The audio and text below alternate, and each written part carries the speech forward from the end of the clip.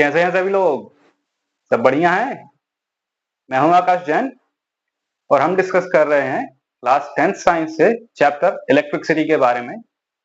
पिछले वीडियो में हमने डिस्कस किया था पोटेंशियल डिफरेंस के बारे में।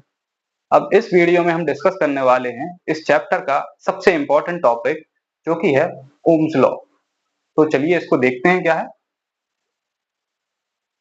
Ohm's law. तो जनरली ये ओम्स लॉ होता क्या है? तो ओम्स लॉ जो है वो एक रिलेशन है between current and potential difference. किसी सर्किट में करंट की डिपेंडेंसी उसमें अप्लाई होने वाले वोल्टेज पर डिपेंड करती है। यही रिलेशन ओम्स लॉ हमें बताता है। तो अब इसका स्टेटमेंट देखते हैं कि अकॉर्डिंग टू ओम्स लॉ क्या होता है। तो एट कांस्टेंट टेम्परेचर, ये चीज आप मार्क कर लें, एट कांस्टेंट टेम्परेचर मींस हमें टेम्परेचर को कांस्टेंट रखना है, तब the current flowing through a conductor, किसी कंडक्टर से फ्लो होने वाला जो करंट है is directly proportional to the potential difference across its two ends. तो किसी कंडक्टर से फ्लो होने वाला करंट उस कंडक्टर की दोनों सिरों पर, दोनों एंड्स पर लगाए हुए पोटेंशियल डिफरेंस के डायरेक्टली प्रोपोर्शनल होता है। इसका मतलब यह है, अगर हम इसको मैथमेटिकली लिखें तो current is directly proportional to potential difference. और यहां हमारी जो कंडीशन है उसको हम लिख देंगे एट कांस्टेंट टेम्परेचर। ठीक है, तो हमें यहां मिला कि I is proportional to V, या इसको हम इस तरीके से भी लिख सकते हैं कि V is proportional to I। अब हम इस प्रोपोर्शनलिटी साइन को रिमूव करेंगे तो हमें एक कांस्टेंट से यहां पर मल्टीप्लाई करना पड़ेगा। तो हम इसको लिखते हैं that V is equal to I multiply by R।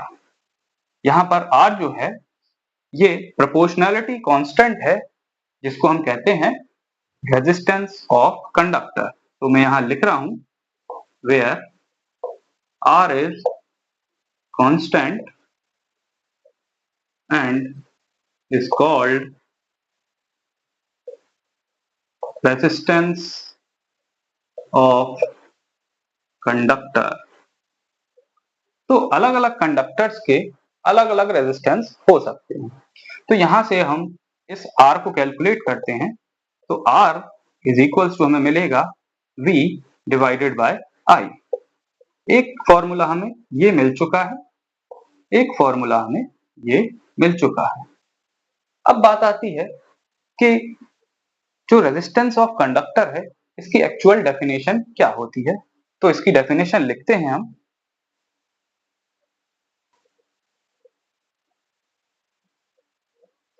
Resistance की definition, the opposition offered to the flow of electric current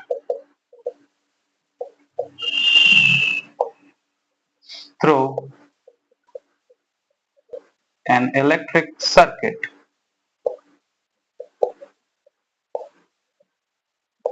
is called resistance of conductor.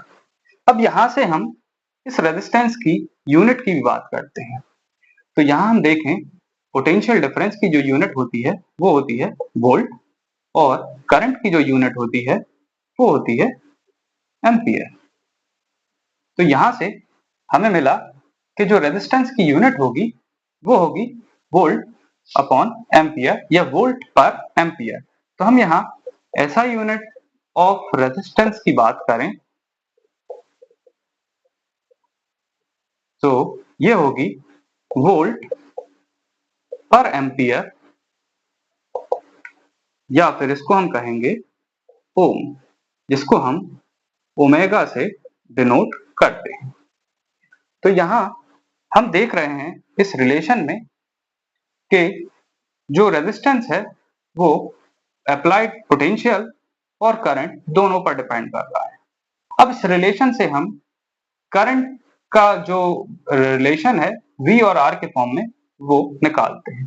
तो हम इस रिलेशन को यूज करेंगे तो हमें मिलेगा I is equal to V divided by R। तो यहां हम देखें, ये हमारा एक और फॉर्मूला हो गया।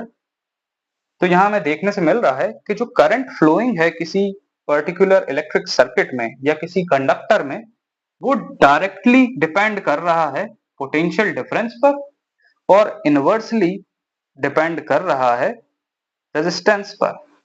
इसका मतलब ये हुआ कि जितना ज्यादा रेजिस्टेंस होगा किसी कंडक्टर का, उतना कम करंट उस कंडक्टर से फ्लो होगा, और जितना ज्यादा पोटेंशियल डिफरेंस उस कंडक्टर में हम अप्लाई करेंगे at constant resistance and temperature, उतना ज्यादा करंट उसमें फ्लो होगा। यदि हम पोटेंशियल डिफरेंस और करंट के बीच में एक ग्राफ ड्रॉ करें तो हमें एक स्ट्रेट लाइन मिलेगी जो कि ओरिजिन से पास हो रही है, कुछ इस तरीके की। और इस टाइप का ग्राफ सिर्फ तभी पॉसिबल है जब कोई एक क्वांटिटी दूसरे क्वांटिटी के डायरेक्टली प्रोपोर्शनल हो। तो हमें पता है कि ओम्स लॉ से जो V है वो प्रोपोर्शनल है I के, इसलिए हमें कुछ इस टाइप का ग्राफ मिलेगा। अब अगर बात करें इस ग्राफ के शेप की, तो इस ग्राफ का जो शेप है वो से कहेंगे हम लीनियर। अब हम बात करते हैं कि अगर हमें ओम्स लॉ को एक्सपेरिमेंटली वेरीफाई करना है तो हमें किस तरीके का एक्सपेरिमेंटल सेटअप चाहिए पड़ेगा। तो हम लिखते हैं experimental setup of Ohm's law.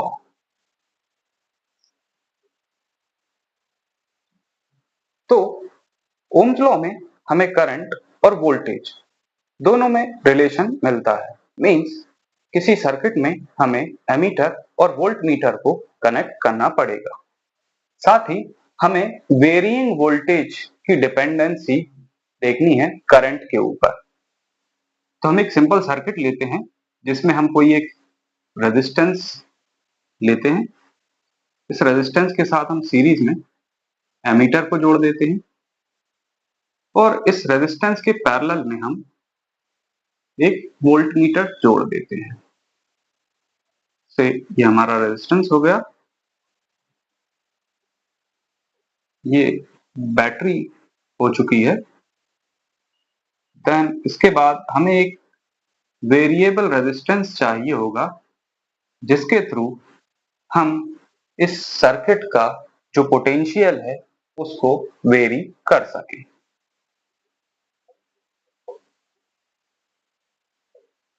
तो ये एक वेरिएबल रेजिस्टेंस है जिसको हम रियोस्टेट भी कहते हैं। तो कुछ इस तरीके से जो ओम्स लॉ है उसको वेरीफाई करने के लिए एक्सपेरिमेंटल सेटअप ड्रॉ किया जाता है। यहाँ पे मैं वोल्टमीटर और एमीटर की भी पोलैरिटी मार्क कर देता हूँ। करंट का डायरेक्शन जो है वो कुछ इस तरीके से होगा। बात करते हैं उन फैक्टर्स के बारे में जो कि किसी कंडक्टर के रेजिस्टेंस को अफेक्ट करते हैं। तो इसमें जो फर्स्ट फैक्टर आता है वो है लेंथ ऑफ कंडक्टर। इसको हम L से डिनोट कर रहे हैं। So resistance of conductor is directly proportional to the length of conductor. It means जितनी ज्यादा कंडक्टर की लेंथ होगी उतना ज्यादा उसका रेजिस्टेंस होगा। तो हम यहां लिखते हैं resistance is directly proportional to the length, और we can write it as R is proportional to L। Suppose इसको हम इक्वेशन 1 मान लेते हैं। सेकंड फैक्टर जिस पर रेजिस्टेंस डिपेंड करता है वो है area of cross section of conductor. हम कैपिटल ए से डिनोट करेंगे, ए फॉर एरिया। तो किसी कंडक्टर का क्रॉस सेक्शनल एरिया जितना ज्यादा होगा उस कंडक्टर का रेजिस्टेंस उतना कम होगा, या फिर ये कहें कि जिस कंडक्टर का एरिया ऑफ क्रॉस सेक्शन जितना कम होगा उस कंडक्टर का रेजिस्टेंस उतना ज्यादा होगा। एरिया ऑफ क्रॉस सेक्शन को हम थिकनेस भी कह सकते हैं। तो यहां हम लिखते हैं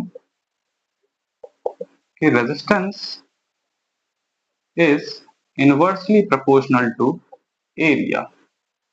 हम जितना ज्यादा थिक वायर लेंगे किसी कंडक्टर का, उस थिक वायर का जो रेजिस्टेंस होगा वो कम होगा। तो R is proportional to 1 upon A. Let this be equation 2. अब हम बात करते हैं तीसरे फैक्टर की, जो कि है टेम्परेचर। तो रेजिस्टेंस की जो डिपेंडेंसी होती है टेम्परेचर पर वो डायरेक्टली प्रोपोर्शनल होती है।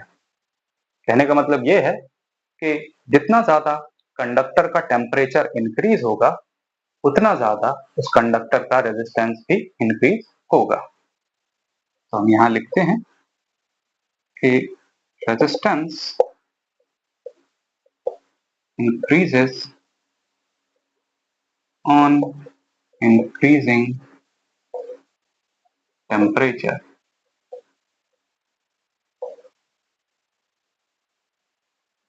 अब हम बात करते हैं फोर्थ फैक्टर की, जो कि है nature of material of conductor. तो हम अगर कोई दो wires same length same cross sectional area जो कि सेम टेम्परेचर पर हैं, ऐसे दो डिफरेंट मटेरियल्स के वायर को लें तो उनका रेजिस्टेंस जो होगा वो डिफरेंट होगा। तो यहां लिखते हैं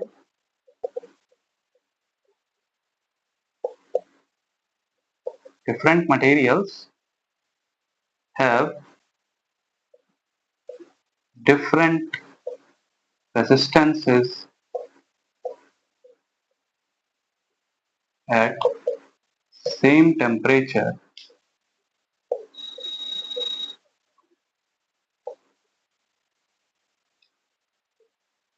तो यहां हमने बात की है दो अलग अलग मटेरियल्स की जो सेम लेंथ और सेम क्रॉस सेक्शनल एरिया के हैं, सेम टेम्परेचर पर भी हैं। उन दो डिफरेंट मटेरियल्स का जो रेजिस्टेंस होगा वो डिफरेंट होगा। अब हमारे पास यहाँ दो इक्वेशंस हैं। इन दो इक्वेशन से हम एक रिलेशन डिराइव करते हैं। तो यहाँ लिखते हैं हम from equation 1 and 2 we have, हमें इक्वेशन 1 से है R is proportional to L and R is inversely proportional to A। तो हमारा जो कंबाइंड रिलेशन होगा that will be equals to R is proportional to L upon A। अब यहाँ हम प्रोपोर्शनलिटी साइन को रिमूव करते हैं और इसको इक्वल में कन्वर्ट करेंगे। तो यहाँ हमें एक कांस्टेंट से मल्टीप्लाई करना पड़ेगा जिसे हम कहते हैं रो, से हम पढ़ेंगे रो। और रो जो डिनोट करता है किसी मटेरियल के स्पेसिफिक रेजिस्टेंस को, या जिसे हम कहते हैं resistivity. So rho is constant and is called resistivity और specific रेजिस्टेंस। तो ये हमारा फॉर्मूला है, ये हम याद रखेंगे। अब बात करते हैं कि जो रो है या जो स्पेसिफिक रेजिस्टेंस है, इसकी जो एसआई यूनिट होगी वो क्या होगी। तो यहाँ हम इसको रो के फॉर्म में कन्वर्ट करके लिखते हैं। So rho will be equal to R into A divided by L. और यहां से हम इसकी यूनिट निकालते हैं। R रेजिस्टेंस की यूनिट होती है ओम, एरिया की यूनिट होगी मीटर स्क्वायर, और लास्टली जो लेंथ है उसकी यूनिट होगी मीटर। तो यहां से हमें जो रेजिस्टिविटी की यूनिट मिलेगी वो मिलेगी ओम मीटर।